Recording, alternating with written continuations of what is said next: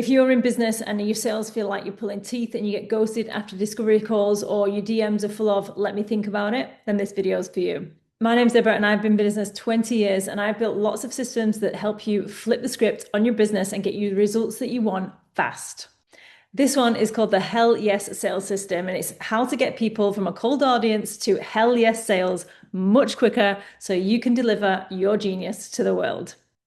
The Hell Yes Sales System is built around 5 psychological needs that every buyer must feel before they say yes to your thing.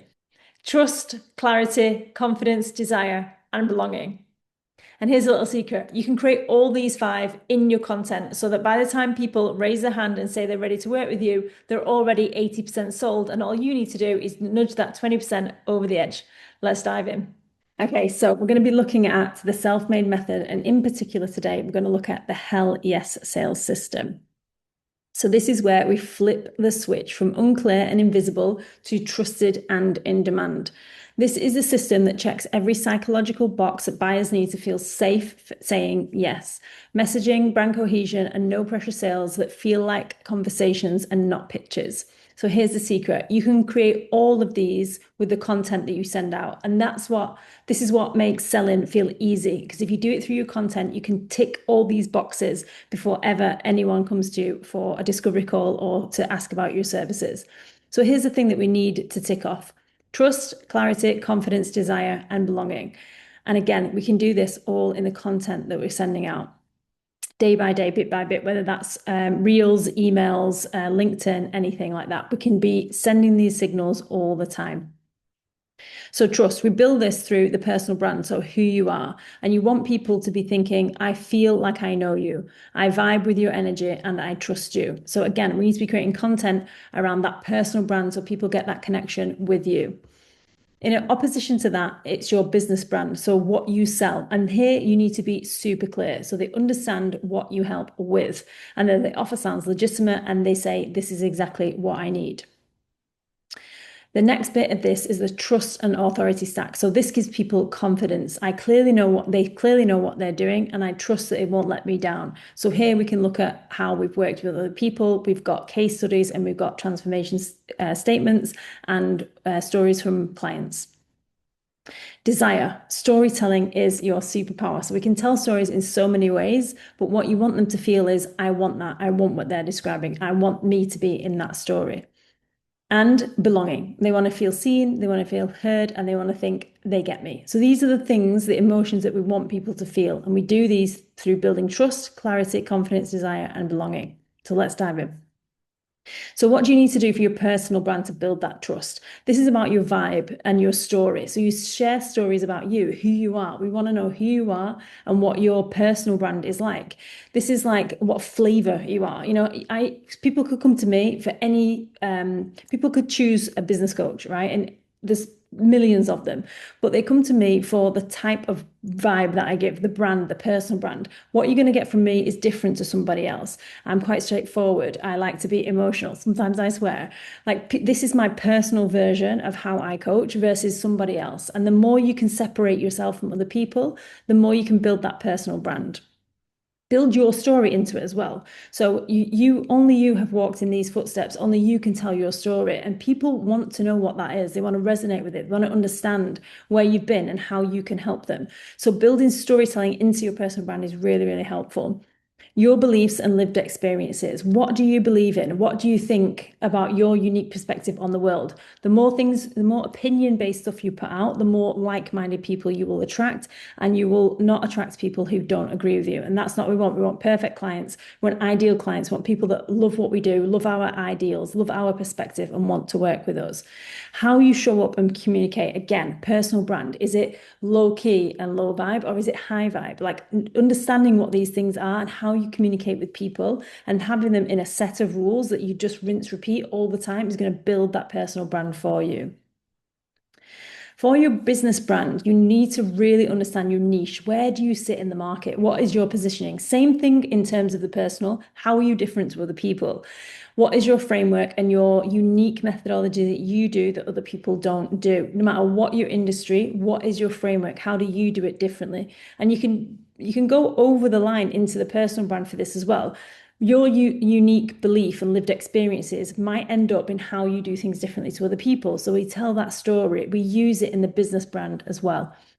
Then we create a visual identity, logos, colors, and design around that vibe. It's around that feeling, around the emotion of what your business does, where it sits in the market, whether it's luxury, whether it's mid-level, whether it's entry level.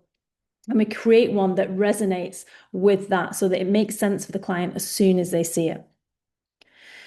Storytelling is your superpower. So this is where a lot of businesses go wrong. They tell stories about themselves in personal and business brand, but forget to tell it about the position of the person who's buying it. So 90% of your story should really be around the client as the hero and not the other way around. You're telling your story in your personal brand and the business brand for them to understand who you are and if they can like, know, and trust and work with you. But ultimately, the thing that is going to sell to them is that they understand that you can solve their problem for them. And we can tell people about the benefits of working with us, but the best way to do it is to put them in the middle of the story and use them as the hero and us as the guide of getting you to the result that you want. So this is out of a book, Story Brand by Donald Miller, Building a Story Brand. And I love this analogy because it really makes it super clear of how you can do this in your business. So he says that there's a character, every movie has the same kind of red thread running through it, and we can use this in storytelling in our business. So every character has a problem, who meets a guide, who gives them a plan, calls them to action that ends in success and helps them avoid failure. So we can use this in our businesses. So you become the guide and not the main character. Okay. So if you solve a problem for your client, put them in the story of the character. What problem do they have? How are you going to come along and give them a plan with your unique methodology, call them into action, motivate them to go, that is going to end in success and avoid the failure of whatever it is that they're trying to avoid. You can look up this story brand online and you can see different examples of how this is used in movies, Star Wars and Hunger Games and stuff like that. And it gives some really nice examples.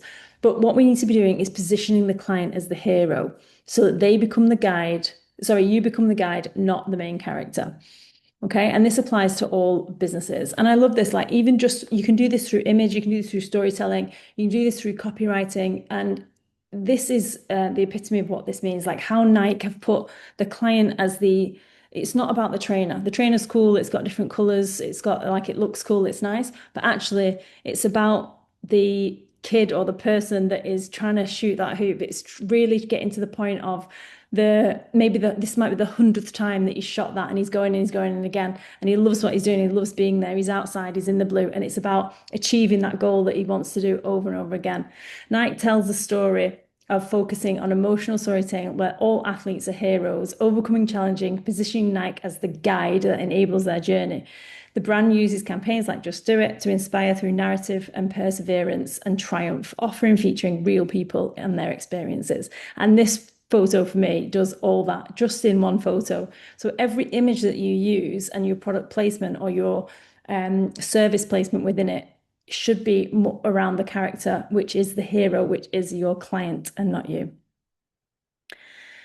Okay, building trust. So this is where we share your story. So you have connection with people, so people understand you are like me and I want to work with you. Teach something actionable. So you give authority, it builds your authority across your content. So something that you know about your industry that they don't know yet will give you authority in your industry. Show the result path that you've already had with other clients. So this is where you're going to build your credibility. And then make a clear directional invitation. And this shows leadership. So at every point when you're sending out content, when you're building your business online, we need to have clear, direct invitation to work with us, showing that we're in charge, we're leadership, we're in our leadership role, and we can get you where you want to go. So the psychology of sales. So this is more on your side. So if you're struggling with the confidence of sales, we need to look at that mindset and the self-image. Sales is a tricky one. If we go into business, no one's ever taught us really how to sell. And a lot of it comes down to your self-talk and what is happening when you try to sell to someone. Your self-worth and pricing will come up here. So you need to be very careful about the things that you're saying to yourself if you're trying to sell stuff to people. And this is usually something that we have to overcome and we have to learn how to get through so that we can sell with confidence. Objection handling. So looking at rejection, it's not rejection, it's learning. Every time someone says, I'm not buying because of this, we learn something. We learn, okay, maybe our product or service can be better. Maybe I'm missing something in my copy, in my sales. Oh no, I do that, but you've misunderstood. Why have they misunderstood? So learning how to handle objections and then use it as learning rather than take it as failure. Nothing is failure. Everything is contributing towards you getting better at what you do. You can use scripts to sell. So you find ways to respond to the repeatable things that people are selling, that they overcoming their main objections when you're actually speaking to someone, and use ways that worked before and use them again. Instead of rewriting the script every time, we've tried to find ones that we know are good answers to questions that come up a lot. And we find ways to respond. And then that messaging that we're getting from people, the words that they're using, the psychology of the words that our ideal clients are using, we use it in our content, we use it in the copy, we use it on the sales pages so that we're connecting really with other like-minded people that are like our ideal clients, and we want more of them. So we want to make sure that we're using the exact words that our ideal clients are using in our copy and our sales. And having community and connection is going to build trust, authority, and momentum. The more you put in, the more it adds the momentum to your cycle. So the more people you got in your community, the more authority you have, and the more momentum it brings back and attracts more people into your community. So if you want a hell yes sales system, make sure that you've got all these things in your content: trust, clarity, confidence, desire, and belonging, so that you know when clients are attracted to you, when you're bringing clients into your world, that you're ticking these psychological boxes for them. So when it comes to the time for them to raise their hand and say, I'm interested, they're already 80% sold. And all you need to do is give them the last nudge over the edge to come and work with you.